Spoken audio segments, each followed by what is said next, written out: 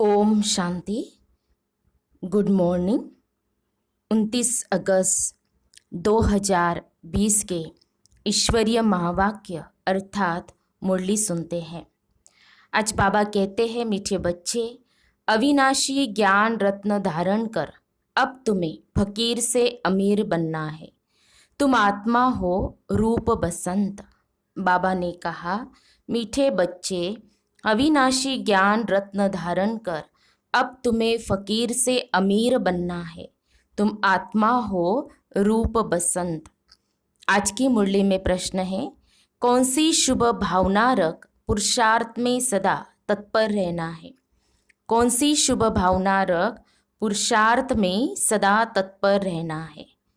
उत्तर है, बाबा ने कहा, सदा यही शुभ भावना रखनी है कि हम आत्मा सतो प्रधान थी, हमने ही बाप से शक्ति का वर्षा लिया था, अब फिर से ले रहे हैं। इसी शुभ भावना से पुरुषार्थ कर सतो प्रधान बनना है। ऐसे नहीं सोचना कि सब सतो प्रधान थोड़े ही बनेंगे, नहीं, याद की यात्रा पर रहने का पुरुषार्थ करते रहना है।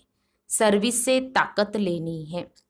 मुरली में गीत बजा है, इस पाप की दुनिया से कहीं दूर ले चल, जहाँ चित चैन सब कुछ हो, सुख चैन सब कुछ हो। ओम शांति। यह है पढ़ाई, हर एक बात समझनी है, और जो भी सत्संग आदि है वह सब है भक्ति के। भक्ति करते करते बेगर बन गए हैं। वह बेगर्स फकीर और है, और तुम और किस्म के बेगर्स हो। बाबा कहते, तुम अमीर थे, अभी फकीर बने हो। यह किसको भी पता नहीं कि हम अमीर थे। तुम ब्राह्मण जानते हो, हम विश्व के मालिक अमीर थे। अमीर चंद से फकीर चंद बने हैं। अब यह है पढ़ाई, जिसको अच्छी रीति पढ़ना है, धारण करना है और धारण कराने की कोशिश करनी है। अविनाशी ज्ञान रत्न धारण करने हैं। आत्मा रूप बसंत है ना, आत्मा ही धारण करती है। रूप बसंत की कहानी डाली हुई है, तो आप सभी ने सुनी ही होंगी। तो बाबा कहते हैं, आत्मा ही धारण करती है। शरीर तो विनाशी है। काम की जो चीज नहीं होती है उनको जलाया जाता है। शरीर भी काम का नहीं रहता है, तो उनको आग में जलाते हैं। आत्मा को तो नहीं जलाते। हम आत्मा है। जब से रावण राज्य हुआ है तो मनुष्य देह अभिमान में आ गए हैं। मैं शरीर हूँ, यह पक्का हो जाता है। आत्मा तो अमर है। अमरनाथ बाप आकर आत्माओं को अमर बनाते हैं। यहाँ तो बाबा कहते हैं, वहाँ तो सतयुग में अपने समय पर अपनी मर्जी से एक शरीर छोड़ दूसरा लेते हैं, क्योंकि आत्मा मालिक है। जब चाहे शरीर छोड़े, वहाँ शरीर की आयु बड़ी होती है। 150 वर्ष होती ना। तो सर्प का मिसाल दिया बाबा ने। अभी तुम जानते हो, यह तुम्हारे बहुत जन्मों के अंत के जन्म की पुरानी खाल है। 84 जन्म पूरे लिए है। कोई के 60-70 जन्म भी है, कोई के 50 है। त्रेता में जरूर आयु कुछ न कुछ कम हो जाती है। सतयुग में फुल आयु होती है। अब पुरुषार्थ करना है कि हम पहले पहले सतयुग में आए, वहाँ ताकत रहती है, तो अकाले मृत्यु नहीं होती। ताकत कम होती है तो फिर आयु भी कम हो जाती है। अब जैसे बाप सर्वशक्तिमान है, तुम्हारी आत्मा को भी शक्तिवान बनाते हैं। एक तो पवित्र बनना है और याद में रहना है, तब शक्ति मिलती है। शक्ति कैसे मिलेंगी? बाबा शक्तिवान बनाते हैं, लेकिन शक्ति कैसे मिलेगी? पवित्र रहने से और बाबा को याद करने से। बाप से शक्ति का वर्षा लेते हो। पाप आत्मा तो शक्ति ले न सके, पुण्य आत्मा बनते हैं तो शक्ति मिलती है। यह ख्याल करो, हमारी आत्मा सतो प्रधान थी। हमेशा शुभ भावना रखनी चाहिए। ऐसे नहीं कि सब थोड़े ही सतो प्रधान होंगे, कोई तो सतो भी होंगे ना। नहीं, अपने को समझना चाहिए। हम पहले पहले सतो प्रधान थे, निश्चय से ही सतो प्रधान बनेंगे। ऐसे नहीं कि हम कैसे सतो प्रधान बन सकेंगे, हाँ फिर खिसक जाते हैं। याद की यात्रा पर नहीं रहते, जितना हो सके पुरुषार्थ करना चाहिए। अपने को आत्मा समझ सतो प्रधान बनना है। इस समय सब मनुष्य मात्र तमो प्रधान है। तुम्हारी आत्मा भी तमो प्रधान है। आत्मा को अब सतो प्रधान बनाना है बाप की याद से। साथ साथ सर्विस भी करेंगे तो ताकत मिलेंगी। समझो कोई सेंटर खोलते हैं तो बहुतों की आशीर्वाद उनके सिर पर आएंगी। मनुष्य धर्मशाला बनाते हैं कि कोई भी आए विश्राम पाए। आत्मा खुश होंगी ना तो रहने वालों को आराम मिलता है, तो उसका आशीर्वाद बनाने वाले को मिलता है। फिर परिणाम क्या होगा? तो बाबा कहते दूसरे जन्म में वह सुखी रहेगा, मकान अच्छा मिलेगा, मकान का सुख मिलेगा। ऐसे नहीं कि कभी बीमार नहीं होंगे, सिर्फ मकान अच्छा मिलेगा। हॉस्पिटल खोली होंगी तो तंदुरुस्ती अच्छी रहेंगी, यूनिवर्सिटी खोली होंगी तो पढ़ाई अच्छी रहेंगी। बाबा कहते स्वर्ग में तो यह हॉस्पिटल आदि होती ही नहीं है। तो यहाँ तुम पुरुषार्थ से 21 जन्मों के लिए प्रारब्ध बनाते हो, बाकी वहाँ हॉस्पिटल, कोर्ट, पुलिस आदि कुछ नहीं होगा। अभी तुम चलते हो सुखधाम में, वहाँ वजीर भी होता नहीं, ना डॉक्टरों की, वकीलों की, किसी की भी वहाँ पर ज़रूरत नहीं, ना पुलिस की ज़रूरत है। बाबा कहते हैं वहाँ वजीर भी नहीं। तो राय तब मिलती है जब बेअकल बनते हैं, जब विकारों में गिरते हैं। रावण राज्य में बिल्कुल ही बेअकल तुच्छ बुद्धि बन जाते हैं, इसलिए विनाश का रास्ता ढूंढते रहते हैं। खुद समझते हैं हम विश्व को बहुत ऊंचा बनाते हैं, परंतु यह और ही नीचे गिरते जाते हैं। बाबा कहते अब विनाश सामने खड़ा है। तुम बच्चे जानते हो हमको घर जाना है। हम भारत की सेवा कर दैवी राज्य स्थापन करते हैं, फिर हम राज्य करेंगे। माया, बाबा कहते हैं कि हम फिर से क्या करेंगे? राज्य करेंगे। गाया भी जाता है फॉलो फादर, फादर शोज सन, सन शोज फादर। बच्चे जानते हैं इस समय शिव बाबा ब्रह्मा के तन में आकर हमको पढ़ाते हैं। समझाना भी ऐसे है, हम ब्रह्मा को भगवान व देवता आदि नहीं मानते, ये तो पतित थे। बाप ने पतित शरीर में प्रवेश किया है। झाड़ में देखो ऊपर चोटी में खड़ा है ना, पतित है। फिर नीचे पावन बनने के लिए तपस्या कर फिर देवता बनते हैं। तपस्या करने वाले हैं ब्राह्मण। तुम ब्रह्मा कुमार कुमारियां सब राजयोग सीख रहे हो, कितना क्लियर है। इसमें योग बड़ा अच्छा चाहिए। याद में नहीं रहेंगे तो मुरली में भी वह ताकत नहीं रहेंगी। ताकत मिलती है शिव बाबा की याद में। याद से ही सतो प्रधान बनेंगे, नहीं तो सजाए खाकर फिर कम पद पालेंगे। मूल बात है याद की, जिसको ही भारत का प्राचीन योग कहा जाता है। नॉलेज का किसको पता नहीं है। आगे के ऋषि मुनि कहते थे रचयिता और रचना के आदि मध्य अंत को हम नहीं जानते। तुम भी आगे कुछ नहीं जानते थे। इन 5 विकारों ने ही तुमको बिल्कुल वर्थ नॉट ए पेनी बनाया है। अभी यह पुरानी दुनिया जलकर बिल्कुल खत्म हो जानी है, कुछ भी रहने का नहीं है। तुम सब नंबरवार पुरुषार्थ अनुसार भारत को स्वर्ग बनाने की तन मन धन से सेवा करते हो।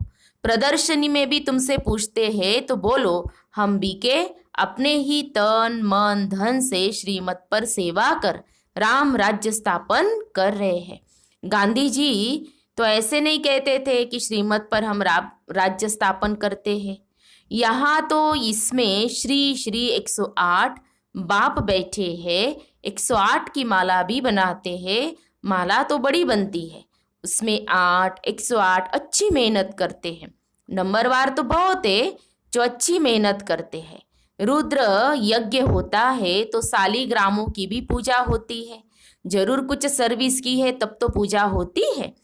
बाबा कहते तुम ब्राह्मण रूहानी सेवाधारी हो, सबकी आत्माओं को जगाने वाले हो। तो मैं आत्मा हूँ यह भूलने से देह अभिमान आ जाता है। समझते हैं मैं फलाना हूँ, किसको भी यह पता थोड़ी है कि मैं आत्मा हूँ, फलाना नाम तो इस शरीर का है। हम आत्मा कहाँ से आती है ये जरा भी कोई को ख्याल नहीं। यहाँ पार्ट बजाते बजाते शरीर का भान पक्का हो गया है। तो बाप समझाते, बच्चे अब गफलत छोड़ो, माया बड़ी जबरदस्त है। तुम युद्ध के मैदान में हो, तुम आत्मा अभिमानी बनो। आत्माओं और परमात्मा का यह मेला है, गायन है। आत्मा परमात्मा अलग रहे बहुकाल, सुंदर मेला कर दिया जब सद्गुरु मिला दलाल। इनका भी अर्थ वह नहीं जानते, तुम अभी जानते हो। हम आत्माएं बाप के साथ रहने वाली है।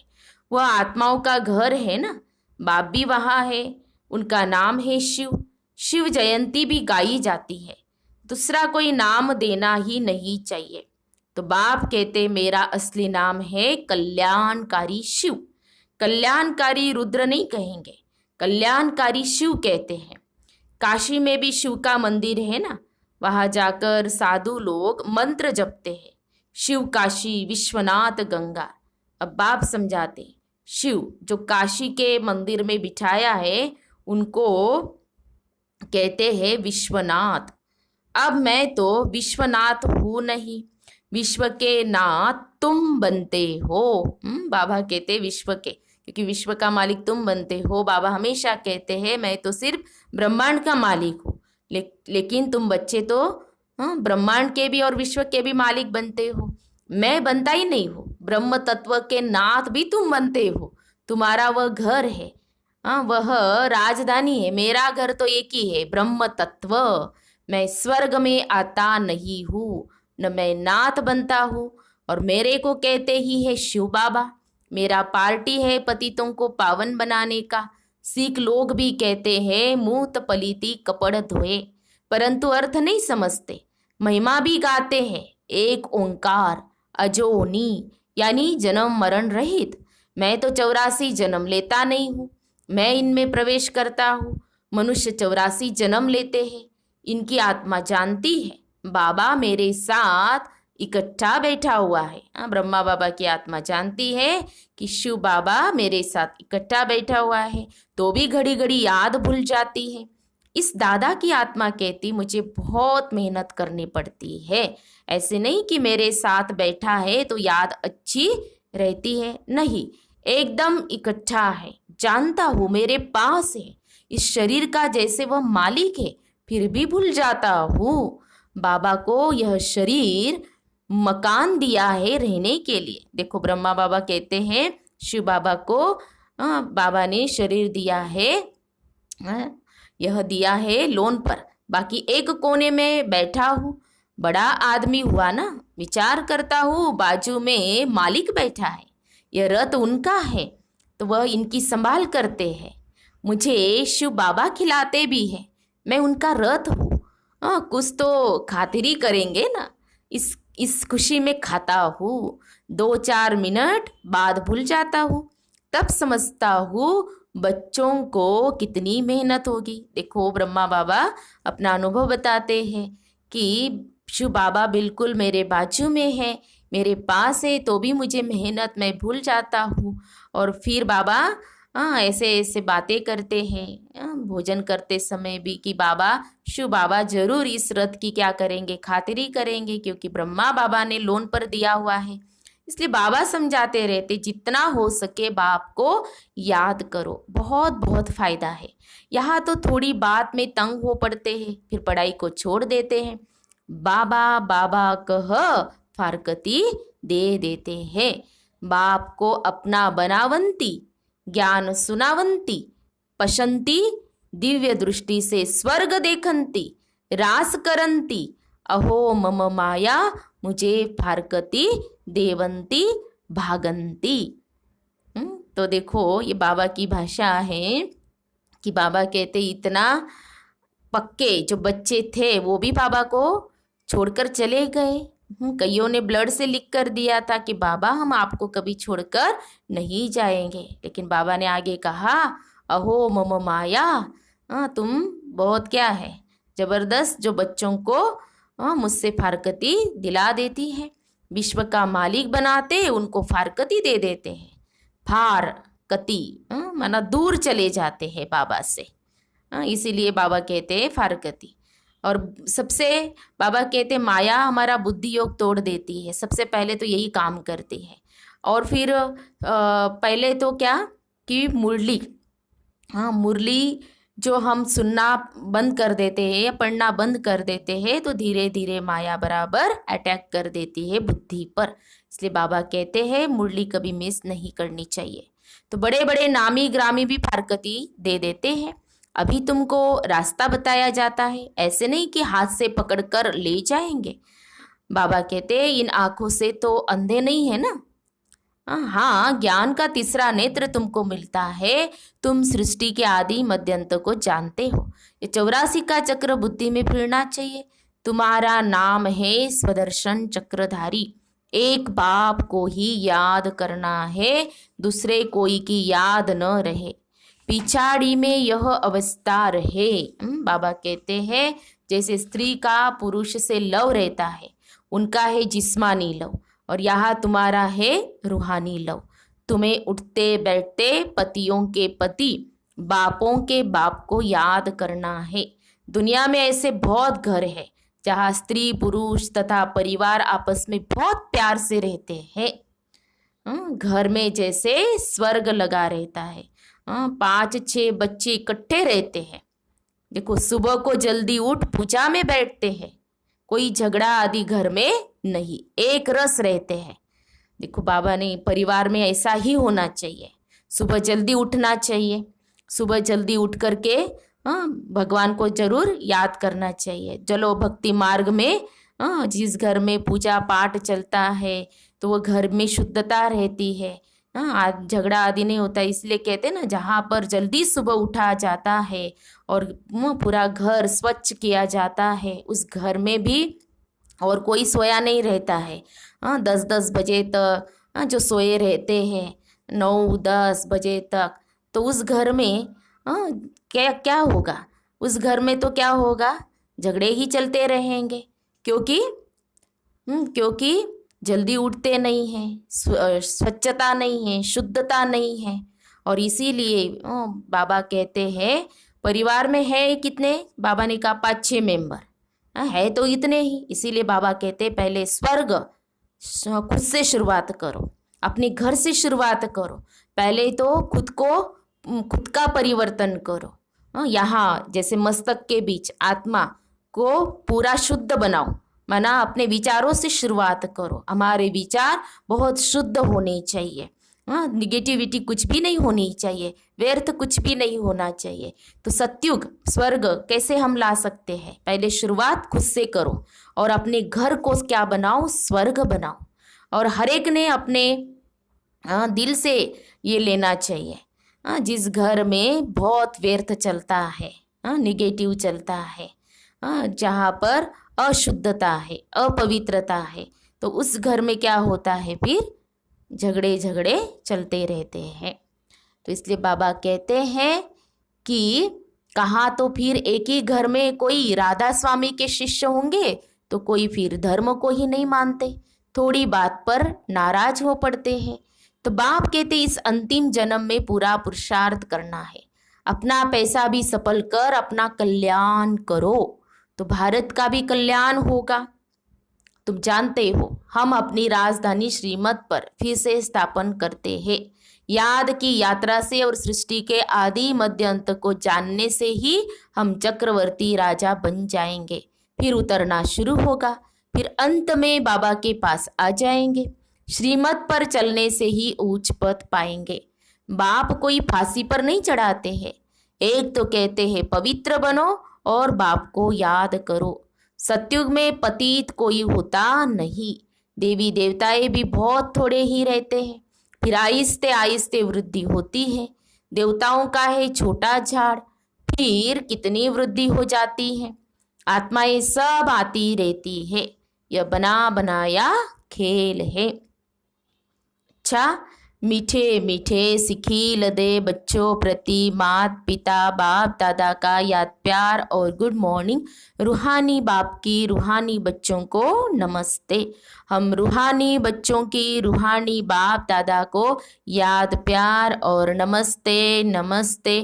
ओम शांति ओम शांति ओम शांति। गुड मॉर्निंग बाबा, शुक्रिया बाबा, थैंक्स बाबा। धारणा के लिए मुख्य सार। आज की मुरली का सार 2 पॉइंट में। पहली पॉइंट है रूहानी सेवादारी बन, आत्माओं को जगाने की सेवा करनी है। तन मन धन से सेवा कर श्रीमत पर राम राज्य की स्थापना के निमित्त बनना है। दूसरी पॉइंट स्वदर्शन चक्रधारी बन, 84 का चक्र बुद्धि में फिराना है। एक बाप को ही याद करना है, दूसरे कोई की याद न रहे। कभी किसी बात से तंग हो पढ़ाई नहीं छोड़नी है। कभी किसी बात से तंग हो पढ़ाई नहीं छोड़नी है। फिर आज की मुरली में बाबा का वरदान है, बाप और प्राप्ति की स्मृति से सदा हिम्मत उल्लास में रहने वाले एक रस अचल भव। बाप और प्राप्ति की स्मृति से सदा हिम्मत उल्लास में रहने वाले एक रस अचल भव। स्पष्टीकरण है, बाप द्वारा जन्म से ही जो प्राप्तियां हुई है उनकी लिस्ट सदा सामने रखो। जब प्राप्ति अटल अचल है तो हिम्मत और उल्लास भी अचल होना चाहिए। अचल के बजाय यदि मन कभी चंचल हो जाता है व स्थिति चंचलता में आ जाती है तो इसका कारण है कि बाप और प्राप्ति को सदा सामने नहीं रखते। सर्व प्राप्तियों का अनुभव सदा सामने व स्मृति में रहे तो सब विघ्न खत्म हो जाएंगे। सदा नया उमंग नया उल्लास रहेगा और स्थिति एकरस और अचल रहेंगी। स्लोगन है, किसी भी प्रकार की सेवा में संतुष्ट रहना ही अच्छे मार्क्स लेना है। किसी भी प्रकार की सेवा में संतुष्ट रहना ही अच्छे मार्क्स लेना है। अच्छा, ये थे प्यारे बाबा के मधुर ईश्वरीय महावाक्य। तो आज की मुरली से 5 स्वमान जरूर निकालेंगे। वैसे मुरली सुनते सुनते भी आप मन ही मन स्वमान निकाल सकते। जैसे आज बाबा ने कहा ना, तुम रूहानी सेवाधारी हो, सबको जगाते हो। तो मैं रूहानी सेवाधारी हूँ, सबको जगाने वाली आत्मा हूँ, रूहानी सेवाधारी हूँ। मैं अचल आत्मा हूँ। ये बाबा ने वरदान में कहा ना, एक रस स्थिति में स्थित रहने वाली आत्मा हूँ, हिम्मत उल्लास में रहने वाली आत्मा हूँ। तो बहुत सारे स्वमान मुरली के अंदर से हम निकाल कर सारा दिन अभ्यास उसका कर सकते हैं। तो आज विशेष बाबा ने याद का महत्व बताया है। तो बाबा को याद जरूर करना है। जो बाबा ने कहा ना, रूप बसंत, तो वो जो कहानी है वो डाली हुई है। तो ज़रूर जिसने चैनल को सब्सक्राइब किया हुआ है तो उन्होंने वो कहानी ज़रूर सुनी होंगी। नहीं सुनी है तो फिर से चैनल पे जाके आप सुन सकते हैं रूप बसंत की कहानी। अच्छा, ओम शांति ओम शांति ओम शांति।